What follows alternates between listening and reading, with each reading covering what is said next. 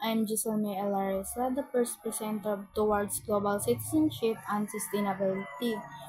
In introduction, this module discusses the essence and reality of the sustainable world. Sustainable development focuses on the importance of highlighting environmental consideration in terms of development and how countries must be conscious of the role of the environment and development. Be intended learning outcomes. In this lesson, the student will able to differentiate stability from sustainability, articulate models of global sustainable and development. Before I start, ma'am, let me first define what is sustainable development and the growth. Sus- Sustainable development is the idea that we can continue to grow and improve our economic societies, but in a way that does not damage the environment or use up all our resources. It means meeting our current needs like food, shelter, energy, and education without harmful the planet or making it harder for the future generation to meet their own needs. Sustainable development promotes balanced growing economies and protecting the nature and making sure everyone has a good quality of life. So the growth the growth is a movement or advocating for lesser or slower macroeconomic growth to improve sustainable development. In other words, it argues that we cannot keep growing the economies forever because the planet has limits. The growth says that to protect the environment, they reduce inequality. We need to slow down. We need we need to slow down and consume less and focus on the well-being rather than making more money. So, in article of Stephen Cruikshank and McNeil, they introduced the idea of the Anthropocene, or the new era where human beings have become the most powerful force in shaping the Earth environment. I will read the explanation na kandili ra ka nakabasahon ang nari sa PPT. They explain that we are able to no longer in the Holocene, which was a stable and natural period in Earth history. Now, because of massive human activities like deforestation, pollution, industrial growth, and overconsumption of resources, we are entering a completely new and unpredictable phase called terra incognita, which means unknown territory, unknown. As the result of these changes, the planet is becoming less biological diverse, or many animals and plants are disappearing. Forests are being destroyed. The earth is getting hotter, and the climate is turning more extreme with more storms, floods, and weather or disturbances. The unsustainability of human earth transforming the domination in made the clear by the global economic crisis in 2018. Plumart remarked na ang naapektuhan ng global economic crisis in 2018 is ang collapsing financial market, rising unemployment, striking middle class, extreme indebtedness. Rising unemployment is a company's cutback or went under the bill.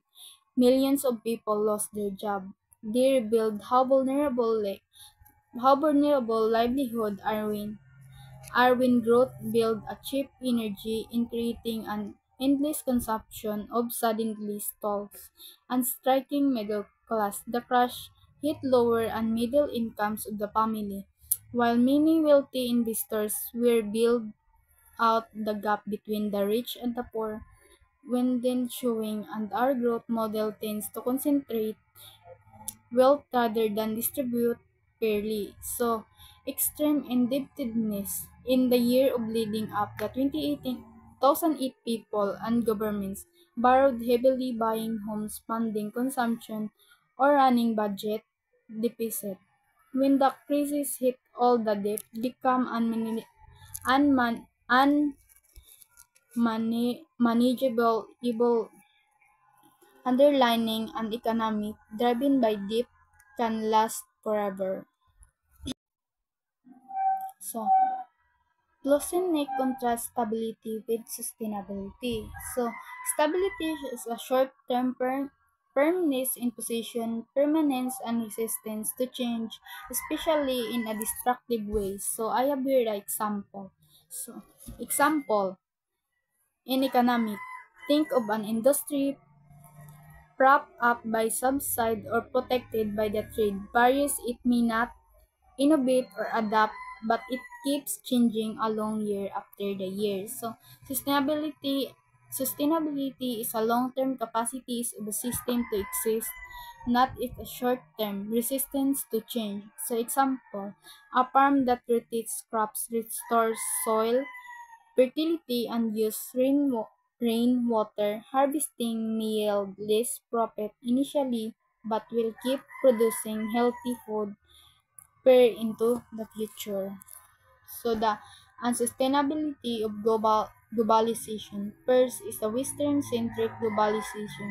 It's premised on the idea of making everyone live and consume like a typical Western does. So globalization assumes that everyone should adapt the consumption patterns of high income of Western countries, large homes, private cars, abundant meat, fast fashion, and throwaway electronic. But this lifestyle requires massive inputs of energy, water, land, and raw materials. If 8 billion people were to consume all the same per capita level as the average of America or European, we will need multiple Earth worth of resources. Second is the current trends point out the global race to the bottom with regard to wage and corporate task rate. This socially destructive tandem in the process of improvising millions of ordinary folk, weakening the financial muscles of governments to provide social service and strengthening corporation and its wealthy owners. The world's richest comprising 1% of the population. This regressive scheme of taxation of illness wealth accumulation for a minority and expense of a great number of people and the massive destruction of the environment is again to incompatible with the finite nature of how the words how the world. So to attract investment governments under the cut of another by lowering wages, eroding labor protection, and slashing corporate taxes rates. Multinational share ever a cheaper production cost, while workers see their real incomes stagnate or fail.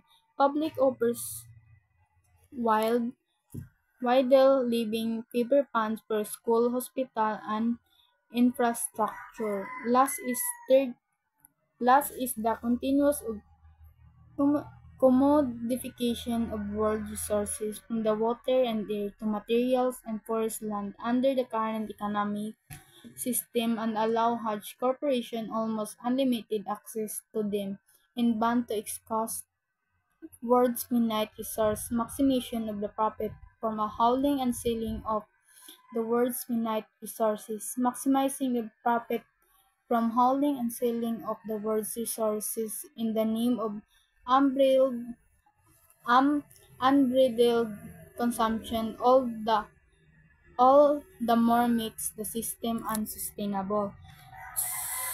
So under the current system, the air, water, forest, fishes, minerals, even the genetic resources are treated as unlimited inputs to be both sold or explored. Corporations secure logging position in rainforest mining, license and mountain slopes and water right in drought-prone region with almost no regards for economic limits. So